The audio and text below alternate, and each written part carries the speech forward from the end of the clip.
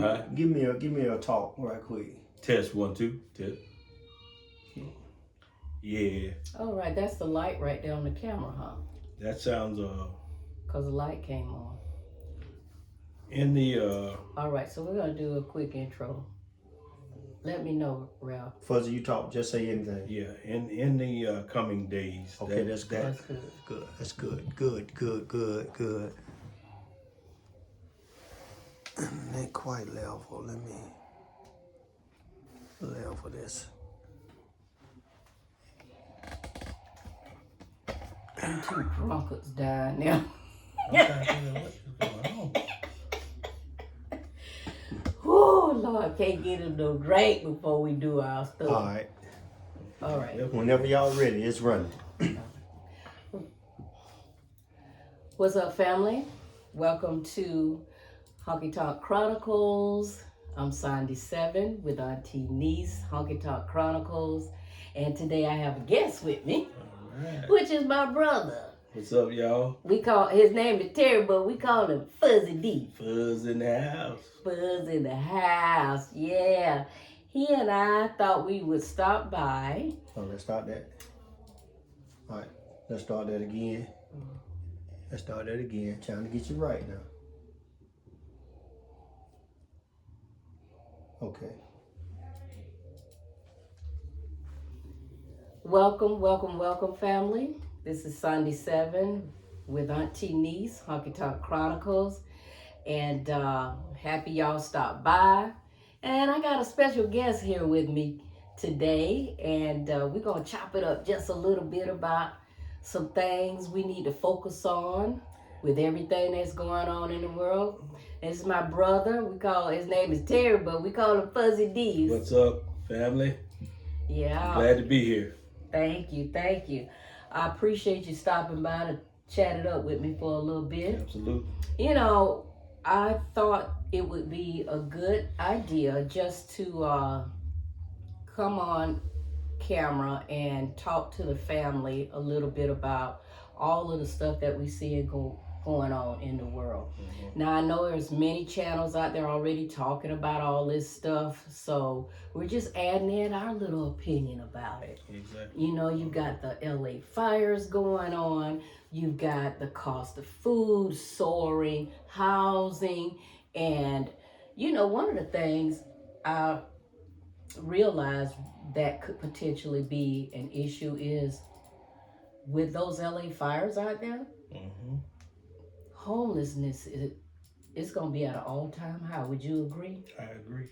And with many families out there on the West Coast losing everything, there has to be a starting point for them somewhere. So where would that be? I'm sure that is the question for many of them. Many of them. I was just looking at someone speaking today on a channel indicating that there were 200,000 people that have been evacuated in that area. Most of them can't even get back to their homes. You know, they've got the National Guard out there preventing folks from going and checking out their homes because of the potential danger. And it makes me wonder, will they ever be able to get back to their properties? That would be a very difficult, thought out process. Yeah. Like you said, many of them have lost everything. And when I say everything, family, I mean everything. Mm-hmm. Some are just walking around with just a mere photo, if that, of what was left of what they call home. Exactly. And it's got to be heartbreaking, man. I mean, really, to have nothing but the clothes on your back. Nothing but the clothing that's on your back. I mean, I can't even imagine what that would feel like. But at any point, we could be in that same situation. At any point, I know those folks probably never would have thought they would be homeless. And when I see the pictures of that place, it looks like a bomb was dropped on it. You're talking about whole neighborhoods, communities, one after another, Mm-hmm. just Just decimated. decimated. Decimated, charred, I mean, down to the ground. Down to the ground. No water. That's the part I can't understand. Couldn't get no water to the folks. Mm-hmm. That's just crazy. But you know what we really want to talk about too with this? We just wanted to open up a little bit uh, with that. But as you saw the title of the video, it says, don't be scared, be prepared. You know? But how would you prepare for something like that? Well, you have to start before such an event even takes place. I mean, you can still start from this point, but you always want to be prepared for the unexpected. Yeah, you know, preparing for a burnout is probably not something that most people would even think about. But I sat and thought about that, Fuzz, and I said, how would you prepare for such a thing? Of course, we talk about hurricane disaster type situations. We talk about not being able to get to a grocery store and what you would do to prepare for that, what you would do to prepare to have energy available to you, like some type of electricity and so forth. Those things are easy to think about, but you talking about being flooded out, burn out. How do you prepare for those things? So I sat and I pondered that for a while. And I've been watching a whole lot of these people who convert like these minivans and all that into like a small home. And I said, you know what? If you've got the extra cash to spare and can buy something like that and fix it up, I would say that would be a great option. A great option, because now you may still have, if even with the fire, if that fire was coming, you could have jumped in that van and drove off, because you can't save any of that other stuff in the house. But at least you have that van that you've converted into a shelter as an option. There are so many people living like that right to this day. And like Auntie-NEES, elaborated on, you have a lot of people that are actually a little bit tired of living the big life, the glamorous life, and they're converting to such things. That's why you see many townhome communities, and not even a mobile home that we're used to seeing, but like you said, just something, a school bus. Right. Converted into a living space. Exactly. Where you have everything you need in that little vehicle. Yeah, and with what we've seen thus far with some of the folks that have been impacted by this fire, and even some of the folks in North Carolina with the flood, you got plenty of those people still living in tents, you know. But I just kind of thought about that. I was like, it might be a good thing to have like a little van or a little bus or something like that set up into a tiny home, tiny living, tiny house living, and I really believe you're going to see more and more people opting to live that type of life. Yeah, it's funny you touched on having tents. Being prior military, my sister and I, we kind of know what it is to kind of live off grid, shall I say. Yeah. You really have to get in tune with what nature is really about for your survival.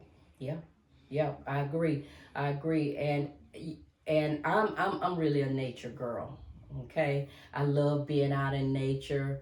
I love just connecting with the trees, the grass, the flowers, everything out there. Because I'm going to tell you, and I'm getting a little bit off topic, but it speaks to you. and it will guide you, and nature will guide you and tell you what to do. But going back to the tents, that's another option. You know, they got some really great tents out there right now. They're not your average tent. They're not your average tent. That's right. So that is an option. So talking about not being scared and being prepared. Right now in these times, you got to be prepared for every type of disaster, fire, water, whatever it is, every type of disaster. Make sure you have your food. Of course, that's first and foremost. Everybody's been talking about growing your own food. There are no excuses to not grow food. You know, many folks say, I don't live in a house, I'm in an apartment. Put it in pots. You can still accomplish that. You know, and then in terms of energy, get you a generator. Make sure you have some type of generator that can, you know, provide you with power. Okay? Candles, lanterns, oil lamps, all of that is part of getting yourself prepared for whatever disaster may hit you. You know, we, like you said, in the military, we're very accustomed to all of that, and folks say, well, what about you know, being able to use facilities? Man, look, for a long time, y'all, he and I both can attest to this. Our cousins, for a long time, we're talking up into the late 70s, early 80s. Well into the 80s. Yep, didn't have running toilets in the house. They were still using those outhouses. What they call outhouses. Okay, so they are a little bit more modernized now. You know, they call them composting toilets and all that kind of stuff. But basically, it's an outhouse. Right, okay, right. They dug a hole in the ground, sat a building on top of it. Right. Okay, so we would have to go back to living like our grandparents lived, because my grandparents didn't have much at all. My dad's mother, she was busy having babies, 11, 12 children. You know what I'm saying? And she didn't really work. Nope. Okay, but they made it. They had plenty of food. Plenty. Okay. My dad, tell us about the stories our dad used to tell us when he and his dad and brothers would go hunting. And you know why they had plenty? Like you said, they went out to hunt. They grew vegetables, things of that nature, to where they had plenty of food. So it wasn't a task of, okay, are we going to be able to survive because of food? It was there. It was there. Now during the night, which they didn't have much in the way of lighting either. No, they didn't have the electricity. Fireplace kept the house lit and warm. Yep. At the same time. So, you know, family, when we're talking about all of the devastations that are going on, you may want to try and start getting yourself in tune with some of those things of life that used to be, because it kind of feels like we may be headed back that way. Absolutely. And I had been thinking to myself, I say, you know, we got people running around fearful of power being out and all this stuff. Our grandparents didn't have all those luxuries, and they made it. So we got to think about how they live, basically reverting back to the old ways, because people survived without all of these luxuries we have. We can do it. Yes, we can. And all of us, we can do it.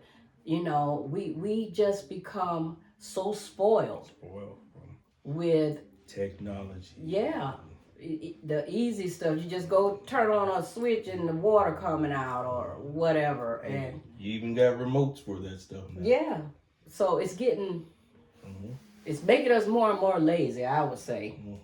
But to talk about, the hunting and things that Pops and, his brothers did when they were younger, there were stories they would tell us to where they had dogs that would hunt raccoon. And sometimes the temperatures were almost as frigid as what we're about to experience this upcoming week. But yet and still, they went out and made that hunt and came back with food for the table. And people are still doing that. I see quite a few channels where folks are out hunting. Back then, they call it coon hunting. And I would tell you, Fuzz, when Dad used to say, yeah, we went and hunt coon and this, I would say to myself, coon? Who's eating that? People eat that. Yes, they stew it, grill it, smoke it, barbecue it. I've seen so many channels, man. They can put a hurting on some coon. Wild hogs was another. Rabbits. Quail. That was squirrels. Another staple in their diet was quail. So again, we kind of lost or stepped away from that knowledge and became these lazy, spoiled individuals. And the least little threat of losing those luxuries, folks go into panic mode. Into a panic. Okay? When you don't have to panic. Like we said, just be prepared. You get yourself prepared to be able to endure whatever disaster, tragedy that might happen, because can't nobody say you can't make it, because you can. I mean, just being around AN-T-NEES, I've learned that there's mere weeds out in your backyard that can help you survive. Never knew that, family. Never knew that. Yep. I have been studying on, those things. I've even gained a book that tells you different plants right around your home that will help you survive.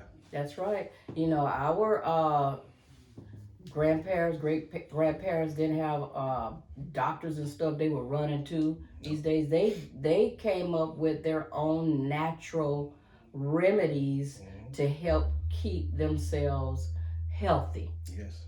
And speaking of that, they also understood the body better than we do now. Right. They knew that, I really shouldn't be eating all this flesh, but I do. So as a result of that, I have to clean my body. That kept our ancestors healthier than what we are today, because we just eat everything, drink everything, and never do one action to clean that body out. So, we've got to get into the natural herbs, those medicinal herbs that are out there in nature, because it was put there for a reason. A lot of the spices that we use are used for medicinal purposes as well.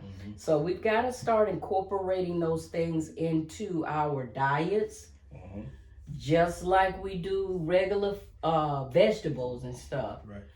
Back in the day when we were small, we always thought, Mom used to line us up, remember, at home, and she would give us that castor oil. Now, we always thought it was, man, why is she punishing us, giving us this milky, nasty stuff.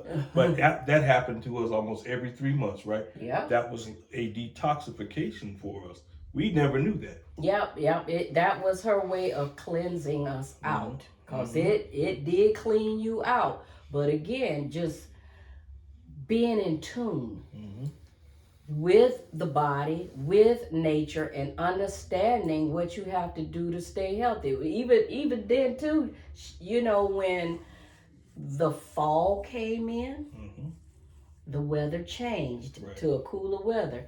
So to keep you from taking in all that cold into your pores, what did she make us wear? We started wearing T-shirts. Or what she called undershirts. Undershirts back then, but we would have to start wearing T-shirts. I can't remember exactly the timing of the month, but it was prior to cooler weather coming in. That's correct. And we would have to keep that doggone undershirt on until spring of the next year came in. And I will tell you, we rarely suffered with colds and all this craziness that people suffering with. We didn't suffer with that. But those were the actions that our parents took, our grandparents took, in addition to, just prepping, having stuff available in the case of an emergency. And we've just got to get back to those things. Yes. So we just wanted to come real quick and tell you all, we don't have to be scared. We just need to think and be prepared. Don't sit and wait for the disaster to happen and then start running around trying to figure out what you're going to do. It's too late at that point. It's too late. We already see the signs. Don't go out and try and buy up the entire grocery store. Put the grocery store in your backyard. There you go. Because that's really what you should be doing. And if you're going out there trying to buy up all that crap, because that's what it is, in the grocery stores, wrong answer. Because we already know how bad the food is right now. So that should even be even more of a motivator for you to grow your own food, because the food is so horrible. So horrible. I can't even describe how horrible it is. You got so many people just coming on videos and showing this stuff is fake. It's like rubber.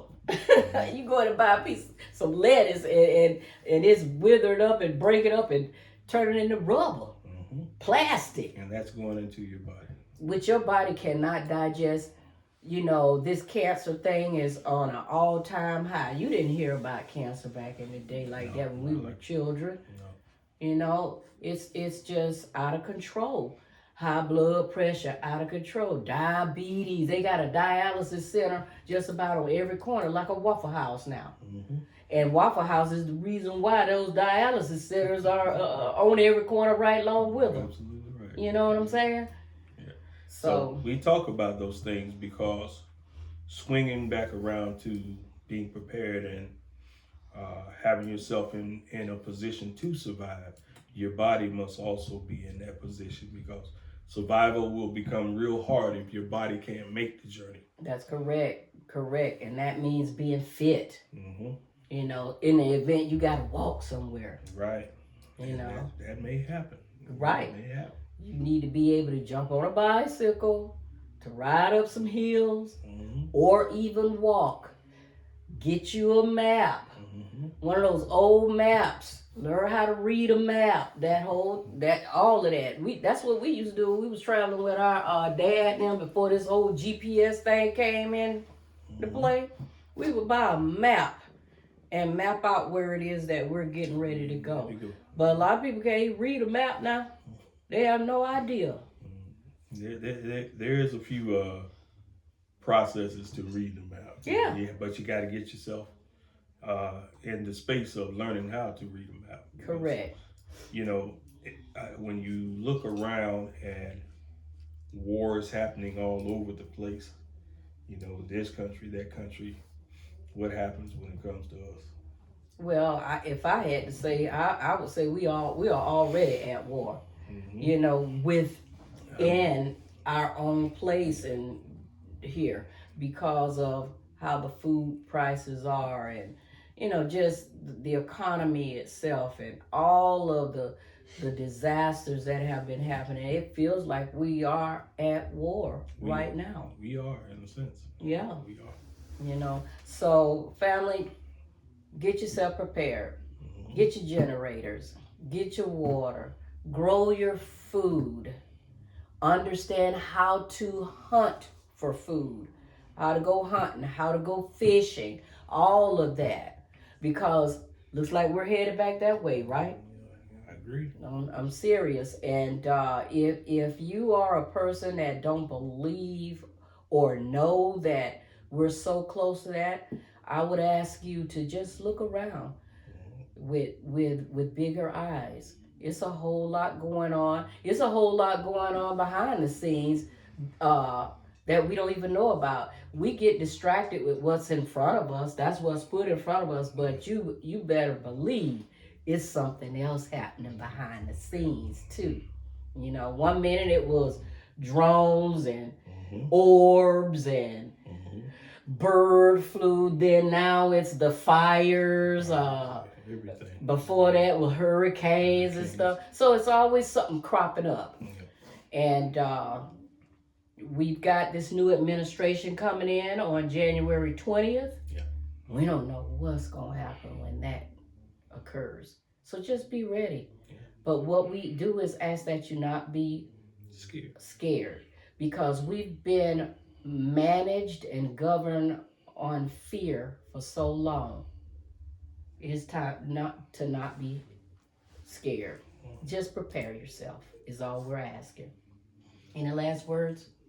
We can do it. Yes, we can. Thank you so much for stopping by with us. We truly appreciate you.